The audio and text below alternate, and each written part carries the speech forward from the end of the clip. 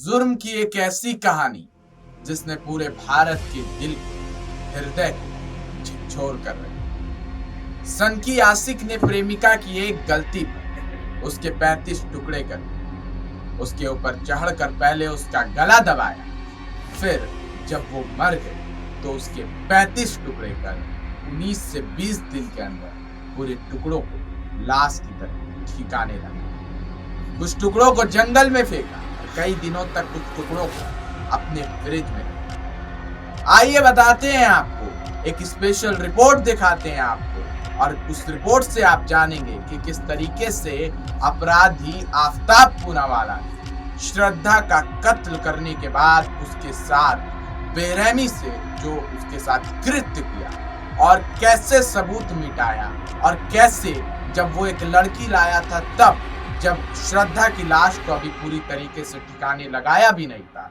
और लाश के टुकड़े अभी भी फ्रीजर में मौजूद थे। जुर्म की दुनिया की इस कहानी ने पूरे भारत के हृदय को झकझोर कर रख दिया है। प्यार के 35 टुकड़े करने में दरिंदे का दिल जरा भी नहीं कांपा था। बेशक आफताब अमीन पूनेवाला ने श्रद्धा वॉलकर का कत्ल गुस्से में किया, लेकिन उसके बाद अगले 20 दिनों तक उसने जो कुछ भी किया वो बेहद सोच समझ कर किया। कमरे में अपनी मोहब्बत का गला घोंटने के बाद उसकी लाश को ठिकाने लगाना और ठिकाने लगाने से पहले लाश के टुकड़े करना, इन सब चीज़ों के बारे में उसने बहुत बारीकी से सोचा था। इतना ही नहीं, लाश को ठिकाने लगाने के बाद कैसे कमरे से हर सबूत को मिटाना है, उन्हें साफ करना है, इसके बारे में भी बाकायदा उसने स्टडी की थी।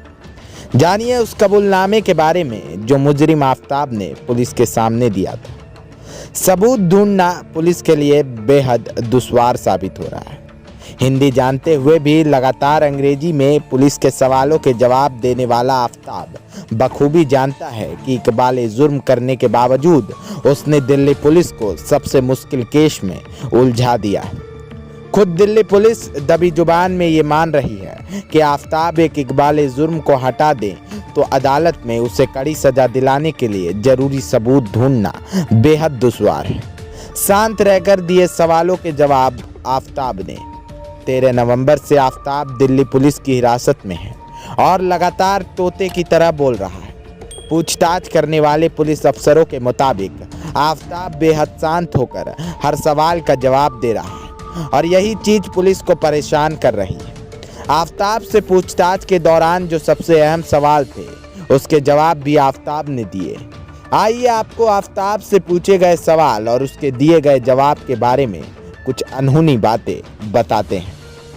जब पुलिस ने उससे पूछा कि श्रद्धा का कत्ल कब और कैसे किया, तो दरिंदे के जुबान से बड़े शांत अंदाज में निकलने लगा, 18 मई बुधवार की रात श्रद्धा से झगड़ा हुआ था। झगड़ा इससे पहले भी होता था, मगर उस रोज बात बढ़ गई। हम दोनों में हाथापाई हुई, फिर मैंने श्रद्धा को पटक दिया। इसके बाद उसके सीने पर बैठकर दोनों हाथों से उसका गला दबाने लगा। थोड़ी देर बाद ही वो दम तोड़ चुकी थी।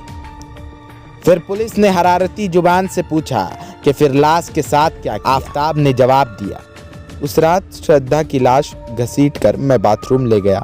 पूरी रात लाश वहीं पड़ी रही।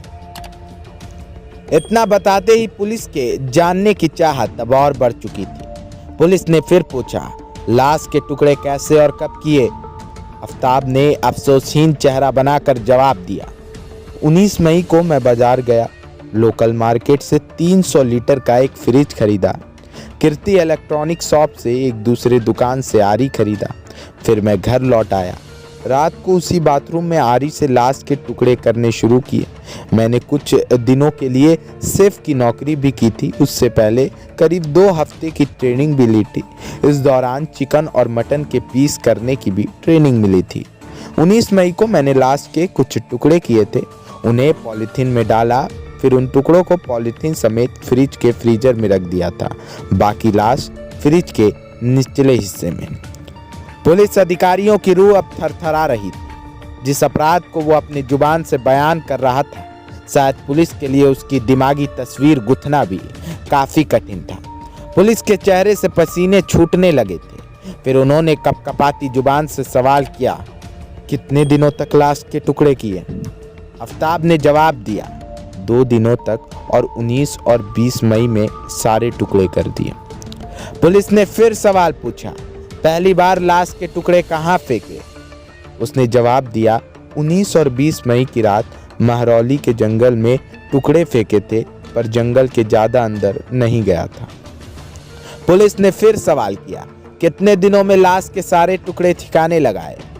उसने बताया कि उसे याद नहीं है, लेकिन कम से कम 20 दिन तक मैं लाश के टुकड़े फेंकता रहा था। पुलिस ने फिर सवाल किया, लाश के टुकड़े कहाँ कहाँ फेंके? आफ्ताब ने जवाब दिया, मैं सिर्फ छतरपुर और महरौली के आसपास ही जाता था, ज़्यादा दूर जाने में पकड़े जाने का मुझे खतरा बना रहता था। पुलिस ने फिर सवाल किया, तुम्हें वो सारी जगह याद है? आफ्ताब बोलता है, नहीं, लेकिन कुछ जगह पता है। रात में अंधेरा था, इसलिए सारे ठिकाने सही याद नहीं है। पुलिस ने फिर सवाल किया, 20 दिनों तक घर में लाश या लाश के टुकड़े थे, इस दौरान तुम्हारा रूटीन क्या था?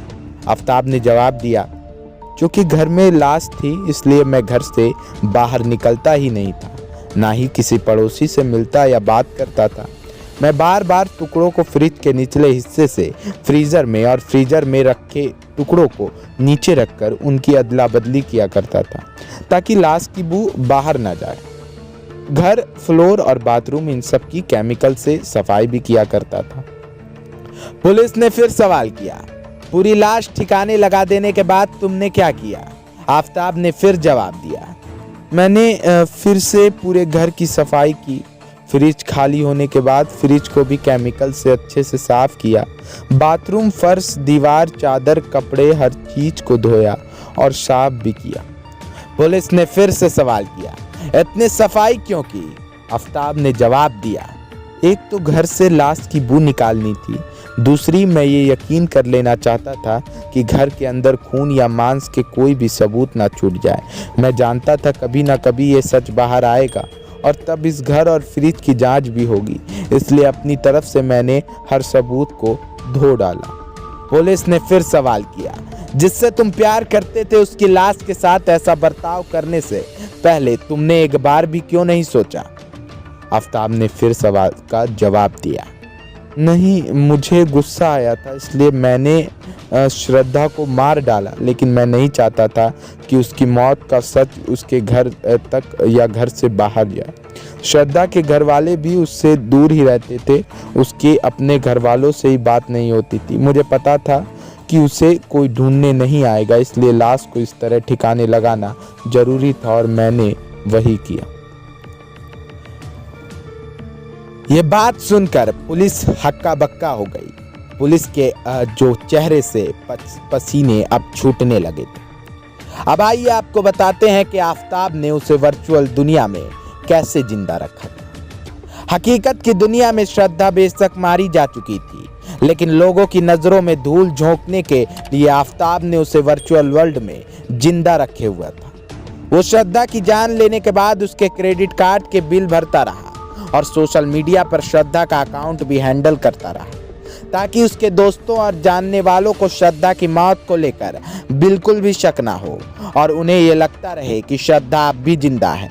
वो इस कोशिश में काफी हद तक कामयाब भी रहा, लेकिन तकरीबन 2 महीने तक श्रद्धा के सोशल मीडिया अकाउंट को हैंडल करने के बाद जब जुलाई महीने में आफ्ताब ने ये सिलसिला बंद कर दिया, तो श्रद्धा के दोस्तों को उसकी गुमशुदगी को लेकर शक होने लगा और उन्होंने श्रद्धा के घर वालों से बात की।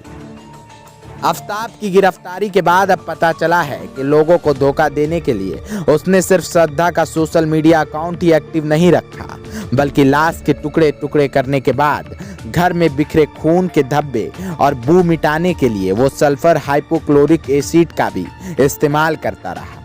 वो बाजार से एसिड खरीद कर लाया और हर रोज इसी से बाथरूम की सफाई करता रहा, ताकि खून का एक भी धब्बा बाकी ना रह जाए।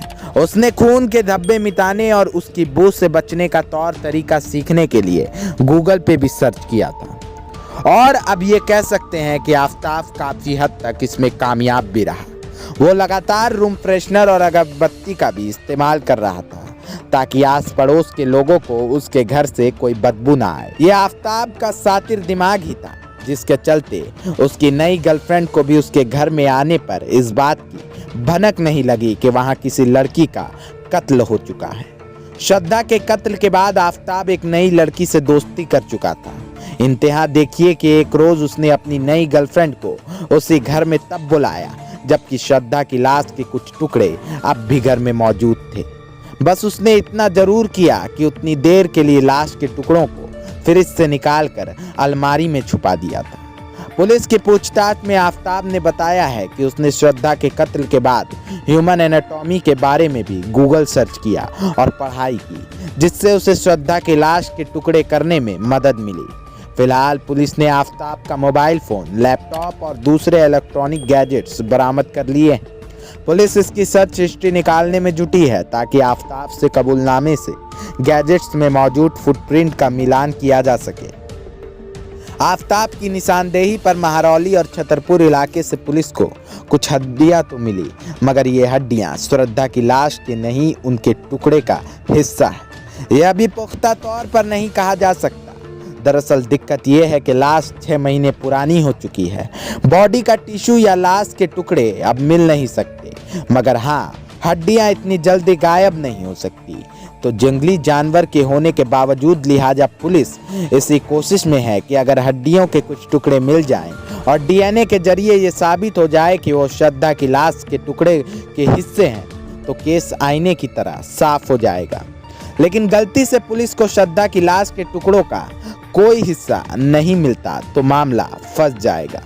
फिर तो पुलिस को पहले सही साबित करना होगा कि श्रद्धा सचमुच मर चुकी है। खुद पुलिस भी इस बात को मानती है कि 6 महीने पुरानी लाश के सबूतों को ढूंढना बेहद मुश्किल है। हालांकि सबूत ढूंढने के लिए पुलिस ने एड़ी चोटी का जोर लगा रखा है। पुलिस के सामने कबूली गई आफताब की सारी बातें अदालत में तभी मान्य होगी जब पुलिस उसके कबूलनामे से जुड़े सबूत अदालत में पेश कर सके। जंगल से मिले लाश के टुकड़ों को श्रद्धा की लाश के टुकड़े साबित करने के साथ साथ पुलिस को मौकाए वारदात यानी आफताब के घर से भी सबूत जुटाने की जरूरत है, जिससे ये साबित किया जा सके कि श्रद्धा की जान आफताब के हाथों उसी मकान में ली गई है। लेकिन अब जिस तरह से 6 महीने का वक्त गुजर चुका है और आफताब सल्फर हाइपोक्लोरिक एसिड से अपने मकान और फ्रिज की सफाई करता रहा है, उसे देखते हुए लगता है कि यह काम भी पुलिस और फॉरेंसिक एक्सपर्ट के लिए इतना आसान नहीं होने वाला है। पुलिस सबूत के तौर पर आफताब के घर के आसपास छतरपुर पहाड़ी के सीसीटीवी फुटेज भी खंगाल रही है, लेकिन अब तक की छानबीन में पुलिस को ऐसा कोई भी फुटेज हाथ नहीं लगा है जिससे श्रद्धा के कत्ल की कोई कहानी जुड़ सके। असल में वारदात को अंजाम दिए गए 6 महीने से ज़्यादा का वक्त गुजर चुका है और आमतौर पर सीसीटीवी फुटेज बैकअप 90 दिन यानी 3 महीने का ही होता है। फिलहाल इस रिपोर्ट में इतना ही था। कमेंट करके अवश्य बताइएगा कि ये रिपोर्ट कैसी लगी। धन्यवाद।